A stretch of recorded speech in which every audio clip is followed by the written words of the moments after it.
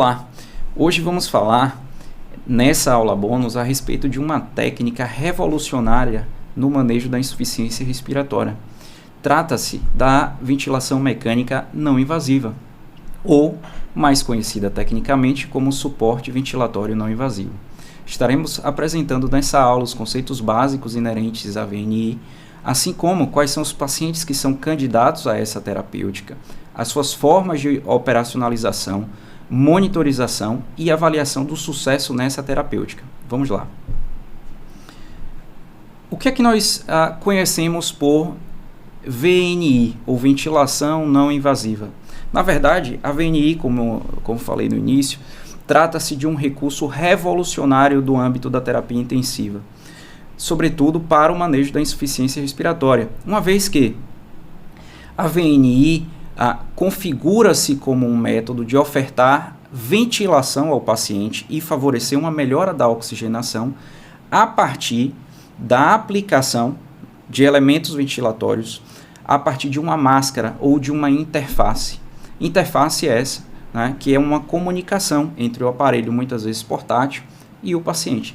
Ou seja, essa técnica me permite ventilar o paciente sem utilizar a chamada via aérea artificial, né? Ou aquela via aérea definitiva, em que a gente, por vezes, é necessário colocar no paciente para reverter a insuficiência respiratória.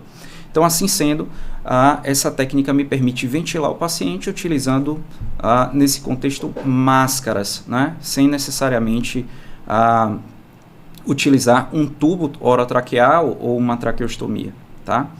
E, sem dúvida, essa técnica foi uma técnica bastante, ou deveras, revolucionária nesse sentido. Portanto, nós trazemos aqui, de uma forma prática para vocês, quais são os elementos que devem ser considerados, né, para a gente obter sucesso durante essa terapêutica. Ou seja, o que é que eu posso fazer para aumentar a chance de obter sucesso a partir da aplicação da minha terapêutica? E eu vou trazer aqui para vocês 4 elementos que vocês devem considerar sempre que pensarem a respeito ou considerarem a utilização da VNI como uma proposta terapêutica. A primeira coisa que a gente deve considerar é a seleção dos pacientes que são candidatos. Quem são os pacientes que são candidatos a essa terapêutica? Quem são os pacientes que são potencialmente elegíveis a serem manejados com essa técnica, com esse recurso, de forma a obter sucesso? A segunda coisa que a gente deve pensar é com relação ao tipo de interface que deverá ser utilizada para manejar esse paciente. Acreditem que mais da metade dos pacientes que falham no suporte ventilatório não invasivo, segundo os trabalhos científicos, essa falha se deve a uma dificuldade no processo de adaptação da interface. Ou seja, a escolha e a adaptação da interface é de suma importância para a gente obter sucesso durante essa terapêutica. Então, vamos endereçar também esse aspecto inerente aí a qual tipo de interface a gente pode utilizar em cada cenário, não é? E a importância dessa interface, ela está devidamente adaptada ao paciente para evitar vazamento de ar, perda pressórica e, portanto, por conseguinte, insucesso durante o manejo, tá? O terceiro elemento que a gente deve considerar é o modo ventilatório que eu seleciono para ventilar esse paciente na vigência da insuficiência respiratória. A escolha do modo e, comprovadamente, a configuração dos seus elementos me permitirá ter maior ou menor sucesso durante essa terapêutica. E, por fim, como é que eu devo monitorizar esse paciente? Durante quanto tempo eu devo utilizar essa técnica? Como é que eu devo saber se eu devo considerar essa técnica eficaz e bem-sucedida, né, nesse cenário clínico? Então, esses elementos eles serão devidamente destrinchados, explorados no âmbito dessa apresentação. De uma forma prática, nós dizemos que a VNI, ou o suporte ventilatório não invasivo, ele pode ser aplicado dentro de três formas ou dentro de três formatações, né, de aplicação.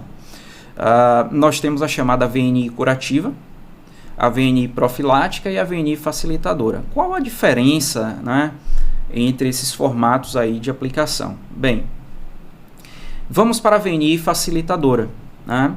Como o próprio nome, né, já é bastante sugestivo, né, o que seria uma VNI utilizada para facilitar alguma coisa, ou a VNI facilitadora, né? A VNI ela é utilizada como um recurso facilitador para aqueles pacientes que passaram por um teste de respiração espontânea, mas que por alguma razão, quer seja inerente a aspectos referentes à impedância ou, na maioria dos casos, a retenção carbônica em si, com algum comprometimento de oxigenação, né? Os pacientes que desenham geralmente esse protótipo para utilizarem a VNI de forma facilitadora são aqueles pacientes portadores de doença pulmonar obstrutiva crônica. Assim sendo, esses pacientes com DPOC, que ao serem extubados, né, e esses pacientes eles cursarem ali, vamos dizer assim, né, tendem a cursar ainda com a hipercapnia considerável, né, esses pacientes eles podem ter ou eles podem ser alvo da utilização da VNI facilitadora. Então, mesmo que esses pacientes eles venham a falhar no teste de respiração espontânea por algum fator inerente, como já foi falado, inerente à impedância do sistema respiratório, né, e comprometimento da musculatura, eu vou selecionar, eu vou elencar esse paciente para utilizar a ventilação não invasiva, né, para facilitar a retirada do suporte ventilatório, né? Então, Tiago falou para você sobre o manejo da DPO, manejo ventilatório do paciente, né, com doença pulmonar obstrutiva crônica. Então, aquele paciente que está ventilado lá, né, que segue toda aquela prerrogativa e aquelas orientações que foram dadas, e esse paciente, né, ele, se eu tenho o desejo de retirar esse paciente do suporte ventilatório, mas eu vislumbro, eu visualizo algum risco em potencial para esse paciente, e esse paciente venha a falhar durante o processo lá do teste de respiração espontânea, eu posso, né, retirar o suporte ventilatório, esse paciente pode ser extubado, e ele vai ser conduzido ainda em suporte ventilatório, mas agora não invasivo, dentro de um espectro facilitador. Então, isso seria a ventilação não invasiva facilitadora. Eu tenho também a chamada VNI profilática ou preventiva, né? Quando é que a VNI ela poderia ser utilizada nesse sentido? Naqueles pacientes que têm grande risco de serem ou de falharem ao processo de extubação. Ou seja, eu sei que quando extubar esse paciente, existe um grande risco dele vir a desenvolver uma nova insuficiência respiratória. Então, o que é que nós podemos fazer? Esse paciente ele vai ser extubado e imediatamente colocado em suporte ventilatório não invasivo. E quem são esses pacientes que têm um risco aumentado para falharem a extubação ou para desenvolverem falência respiratória mediante a retirada do tubo, não é? E aí nós temos uma gama de pacientes que podem vir, né, a apresentarem efeito positivo a partir da aplicação da VNI preventiva. E aí nós temos os pacientes obesos, os pacientes idosos, os pacientes com doenças crônicas, como os próprios pacientes com DPOC, os pacientes com insuficiência cardíaca congestiva, e uma novidade, aqueles pacientes que desenvolveram o que a gente chama de fraqueza muscular adquirida na UTI. Então, se esse paciente desenvolve esses protótipos clínicos, esses pacientes eles são candidatos a receberem a VNI profilática ou preventiva no momento da extubação. Basicamente, o que separa a VNI facilitadora da preventiva? A facilitadora, não vamos esquecer, a facilitadora é aquele paciente que falhou no teste de respiração espontânea, né, por N motivos, e a VNI vai ser colocada como uma proposta para facilitar a retirada do suporte invasivo. Já na VNI preventiva ou profilática, o paciente ele passou no TRE, né, mas ele tem uma grande chance ou um grande risco de falhar ao ato de extubar. Ou seja, ele pode vir a desenvolver insuficiência respiratória depois da extubação.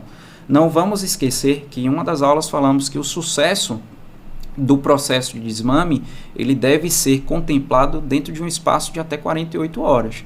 Né? Então, assim, se esses pacientes eles são candidatos a desenvolverem não é, falência durante essa janela de tempo, eles são, então, assim, candidatos a receberem VNI facilitadora, ou, desculpe, VNI preventiva, tá? E, por fim, eu tenho a VNI que é utilizada dentro de um âmbito mais curativo, curativo no sentido de reversão da insuficiência respiratória aguda instalada.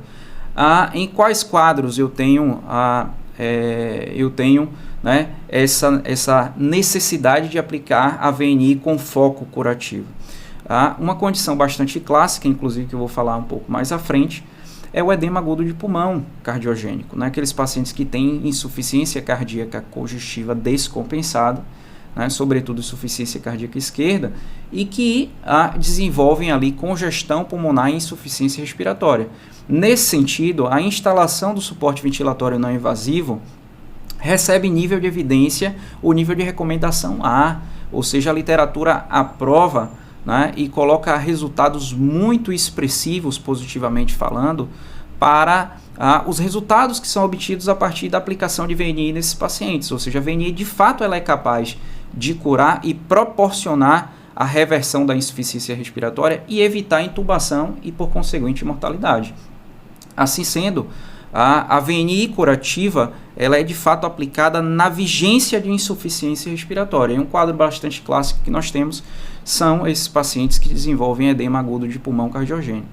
Uma outra condição que é bastante clássica e que nos permite, através das evidências científicas, de fazermos a aplicação da VNI em sua essência curativa, é naqueles pacientes em pós-operatórios, pacientes pós-cirúrgicos, que podem vir, né, a partir da restrição ao leito, né, do imobilismo, da fraqueza, desenvolverem ali um quadro de insuficiência respiratória mediante o desenvolvimento de atelectasia e grave comprometimento da oxigenação.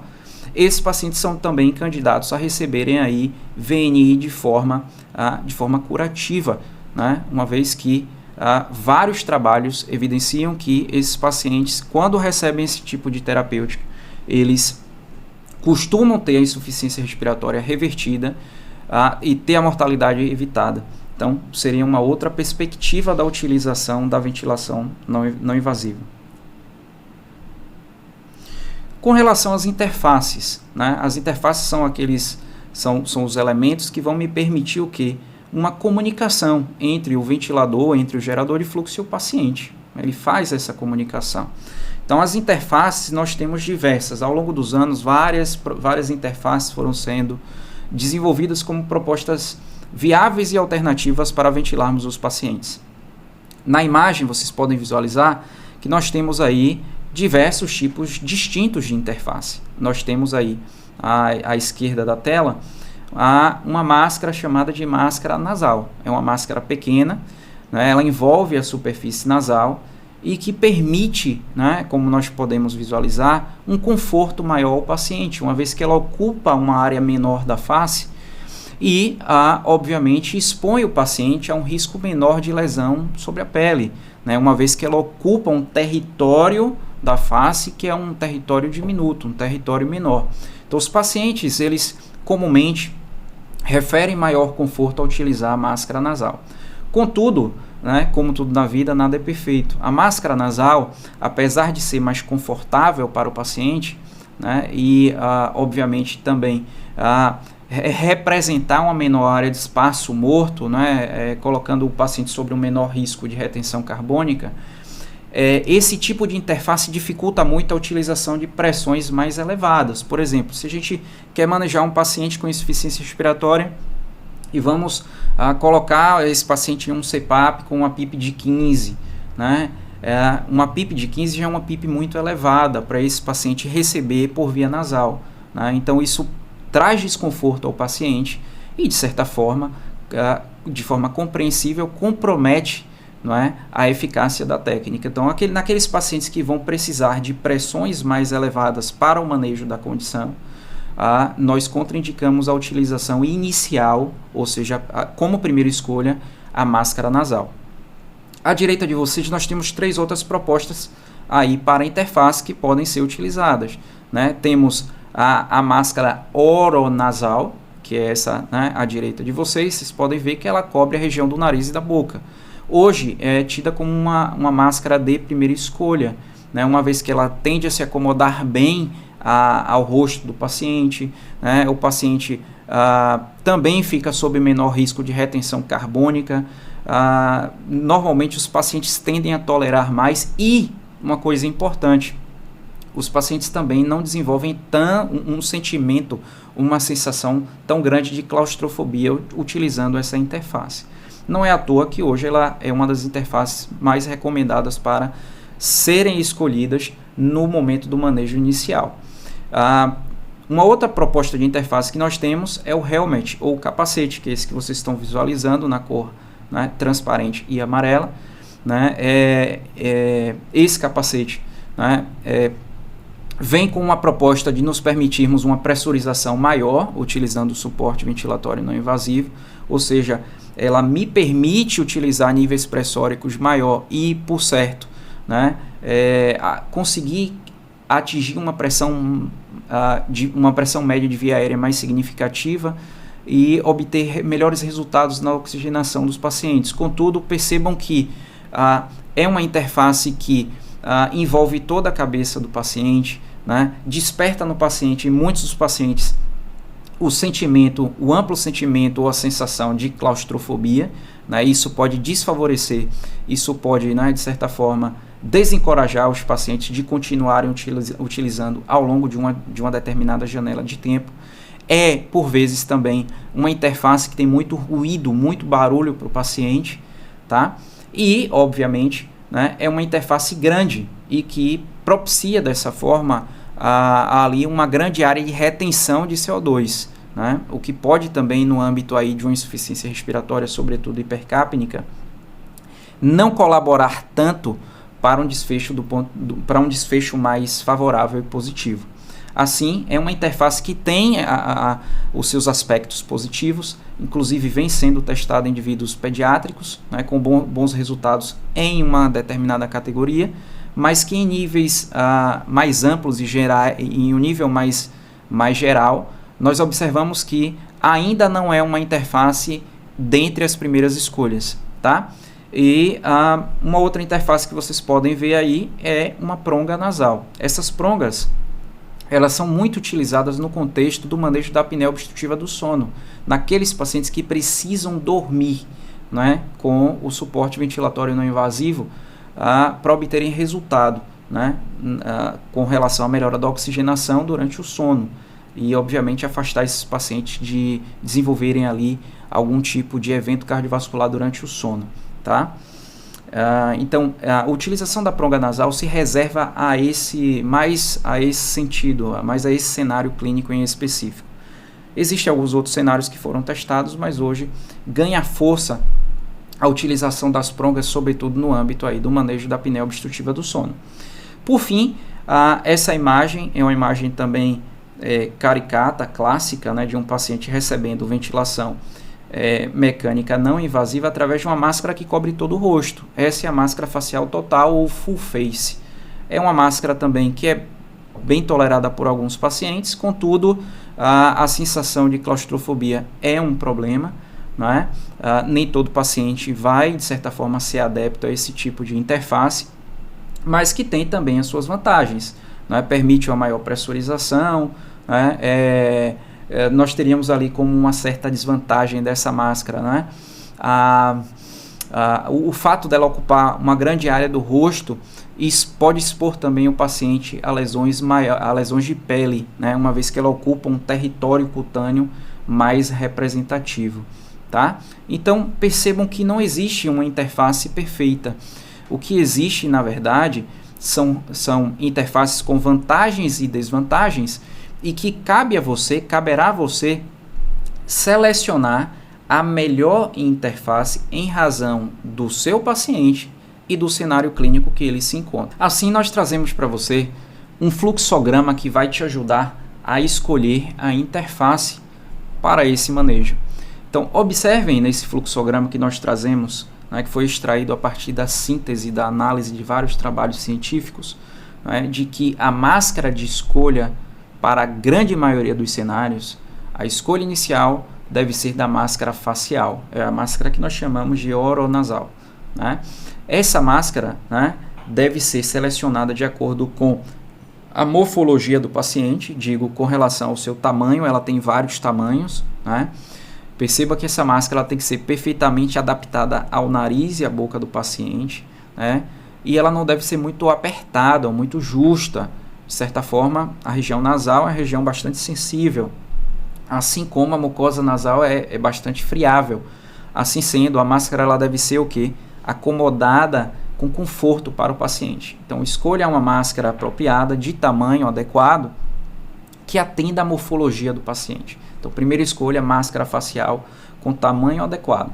Bem, se eu selecionei a máscara oronasal e o meu paciente está adaptado, ótimo, né? O que é que eu devo ficar atento? O meu paciente expressa algum desconforto, né, ali por conta, né, de prováveis lesões na pele, o meu paciente está com o olho irritado, ele está expressando que a máscara está apertada, algum outro tipo de desconforto, eu tenho que ficar atento para que isso seja corrigido, né?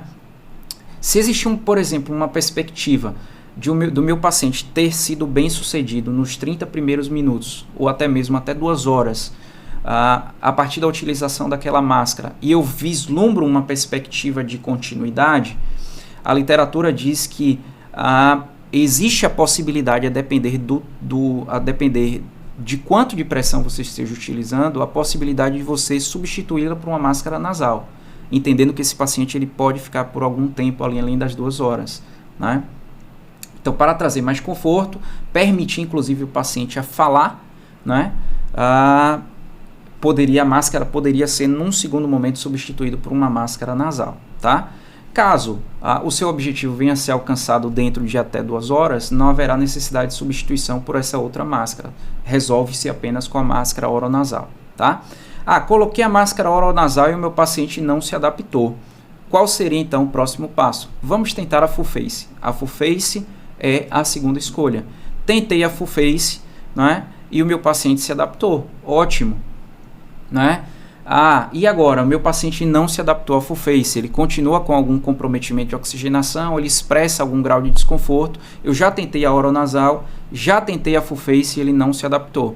E aí, o que fazer? Aí a gente vai considerar a falha no processo de implantação, de implementação da VNI, e o que é que eu vou fazer? Recomendar para que esse paciente ele venha possivelmente ser intubado, tá? Então, esse fluxograma seria um fluxograma que nos orientaria com relação ao manejo, né, referente à escolha da interface para o gerenciamento da insuficiência respiratória. Com relação aos candidatos, quem são os pacientes que são hoje recomendados e visualizados pela literatura para receberem a VNI e assim obtiverem aí desfrutarem de sucesso a partir da aplicação dessa terapêutica? Então eu trago aqui recomendações, né, recomendações práticas das últimas, né, dos últimos documentos científicos que foram elaborados a partir de síntese de trabalhos analisados aí pela AMIB, pela Sociedade Brasileira de Pneumologia, em que eles ratificam, né, que as principais recomendações para a utilização de VNI, né, a primeira delas é a doença pulmonar obstrutiva crônica e exacerbada, né, por hipercapnia e acidemia. Então, aquele paciente que chega ao PS, que tem um histórico de doença pulmonar obstrutiva crônica, que foi exacerbada, foi descompensada na maioria dos cenários em razão de infecções do trato respiratório, esse paciente ele precisa receber VNI em primeira mão, tá? Antes de ser intubado. Isso por quê? Porque se esse paciente receber intubação e for manejado, né, dentro do ponto de vista da ventilação mecânica invasiva, esse paciente tem uma chance maior de morrer. Trabalhos têm evidenciado que, ao utilizar a VNI nesses pacientes, a gente consegue reduzir as taxas de mortalidade e reduzir, inclusive, os tempos de permanência hospitalar. Então, assim, esse é um protótipo clínico de paciente que se beneficia da ventilação mecânica, então, não invasiva. Então, se esse perfil de paciente chega ao pronto-socorro, ele está lá na sua UTI, tente VNI primeiro, tá? E um segundo protótipo de paciente que tem nível de recomendação A são aqueles pacientes com edema pulmonar agudo cardiogênico, que foi aquele que eu falei no início, quando falava sobre a perspectiva de utilização da VNI como uma proposta curativa. Esses pacientes eles tendem de fato também a se beneficiarem com a utilização desse recurso, né, e obviamente morrerem menos e passarem menos tempo no hospital também, tá certo? Vários outros são os cenários em que pode ser utilizada a VNI, nós já citamos alguns deles anteriormente quando falamos sobre as formas de aplicação, mas até o momento são esses dois protótipos, são essas duas populações de pacientes que têm níveis de recomendação A da literatura para que a gente implemente a VNI e busque o sucesso prevenindo taxas de intubação orotraqueal, tá? E por fim, como é que a gente ventila esses pacientes? A gente traz aqui para vocês também uma formatação mais prática, mais objetiva, né? Obviamente que o suporte ventilatório ele pode ser utilizado, né, com modos espontâneos, né, e assisto controlados, mas nós trazemos aqui para vocês dois modos que são os modos mais utilizados no âmbito aí do gerenciamento da insuficiência respiratória, que é o modo CPAP e o modo BiPAP. De uma forma prática, o que nós recomendamos? Se o seu paciente desenvolve insuficiência respiratória hipoxêmica, né, a qual se manifesta em razão do comprometimento, né, da aeração pulmonar ou ali da superfície de troca, como no caso do edema agudo de pulmão cardiogênico, a recomendação da literatura é para que você aplique o modo CPAP. Posso usar o BiPAP? Pode, mas o modo CPAP, ele, além de ter sido mais amplamente testado, ele me permite, né, uma implementação de pressão média nas vias aéreas, né, de forma contínua, e isso propicia ao paciente um desfecho positivo, né? Então, posso utilizar BiPAP, eu posso ter também bons resultados? Sim. Outros trabalhos que compararam CPAP e BiPAP para os casos de insuficiência respiratória hipoxêmica obtiveram resultados similares. Então, pode ser CPAP ou pode ser BiPAP. Tá? Nesse caso, optei por utilizar o CPAP. Como é que eu devo configurar, né? Quanto de pressão eu devo utilizar? Então, aqui eu tenho para vocês algumas dicas. Esse material, inclusive, vai estar aí como material de suporte para vocês, né? A recomendação é que você utilize um mínimo de 10 centímetros de água de pressão. Entendendo que se eu tenho uma PIP menor do que 10, não vai ser gerada uma pressão média de via aérea suficiente para estabilizar a via aérea e favorecer a oxigenação. Então, eu posso até começar com a PIP de 5, aumentar para 8 para facilitar a adaptação do paciente, mas o mínimo desejado são 10 centímetros de água. De forma que eu devo ainda associar a VNI, não posso esquecer, né? Preciso ajustar ali, né, a oxigenoterapia concomitante, né? Em busca, né, para que eu possa ali buscar uma saturação periférica de oxigênio pelo menos maior do que 90%. E aí, obviamente, eu vou desejar utilizar o quê? Uma PIP no mínimo de 10, somada a um FO2 que me dê essa saturação, entendendo que, para mim, por vezes é melhor aumentar a pressão do que aumentar a FO2, pensando ali nos efeitos deletérios que podem ser desenvolvidos a partir da utilização do oxigênio. E quanto ao BiPAP, né? O BiPAP eu tenho dois níveis de pressão, eu tenho uma pressão inspiratória e uma pressão expiratória. Qual é a vantagem do BiPAP sobre o CPAP? Bem, o BiPAP me permite o ajuste, como eu já falei, da pressão INS e da pressão EIS. A pressão EIS é a própria PIP, né? Enquanto que o IPAP é a pressão INS, como ela é ajustável, ela me permite, né, ela me dá mais folga para eu poder configurar e atingir um determinado volume corrente, tá? Diferente do CPAP. Então, naqueles pacientes hipercapnicos, o BiPAP vem como uma luva. Naquele paciente com DPOC que chega retendo o CO2, se eu coloco esse paciente no BiPAP e eu configuro a pressão inspiratória de forma a me dar um volume corrente entre 5 e 7 ml por quilograma de peso, eu vou favorecer ali esse paciente a lavar CO2, né? E eu consigo reverter a hipercapnia desse paciente e favorecer a melhora da oxigenação. Então aqui a gente traz algumas dicas de como essa implementação pode ser feita. No caso da utilização do BiPAP, a gente sempre recomenda começar com o IPAP de pelo menos 10 centímetros e com o EPAP ou PIP de 5. E eu vou fazendo o quê? Incrementos no IPAP, né, até atingir 5 a 7 ml por quilograma de peso, né, para que eu possa proporcionar ali o paciente a lavar CO2. E, obviamente, o EPAP eu ajusto dentro de uma prerrogativa de que eu preciso melhorar a oxigenação do paciente. Não vamos esquecer que tem que existir uma diferença ou um delta, né, uma diferença de pressão entre a pressão ins e a pressão ex. A literatura recomenda que haja ali pelo menos um delta de 8 centímetros, de 5 a 8 centímetros de água, tá certo? Por fim, para encerrarmos, como é que a gente vai monitorizar esse paciente? A gente vê se ele está indo bem na VNI através de parâmetros clínicos e hemogasométricos, né? Clinicamente, o meu paciente respira de forma mais confortável, aquela taquipneia que ele tinha foi revertida, aquela sudorese profusa foi revertida, o meu paciente expressa mais conforto, né? Do ponto de vista gasométrico, esse paciente melhorou a oxigenação, corrigiu a hipercapnia, se foi uma insuficiência respiratória hipercápnica. Por fim, nós temos aqui a dica para vocês, né? A dica para que você determine, tem sucesso ou não tem sucesso. Então, dentro de 30 minutos, se o seu paciente, né, ele tiver uma saturação maior do que 92%, né, em uso de um FiO2 menor que 50%, ele corrigiu o pH, né, e esse paciente tem uma melhora clínica, se isso aconteceu dentro dos 30 primeiros minutos, a VNI até então foi bem sucedida e a gente pode estender essa utilização até mais 2 horas, até completar 2 horas, tá? Se dentro de 30 minutos, né, esses elementos eles não foram contemplados, olha o que está escrito aí embaixo, não insista, tá certo? Esse paciente ele precisa ser ventilado invasivamente. Tempo aqui é sobrevida, tá? Então, se o seu paciente não melhora nos 30 primeiros minutos, não tem nada de melhora, não melhorou a oxigenação, não melhorou o padrão, não teve melhora gasométrica expressiva, né? Não insista, ventile invasivamente. Então é isso, ficamos por aqui.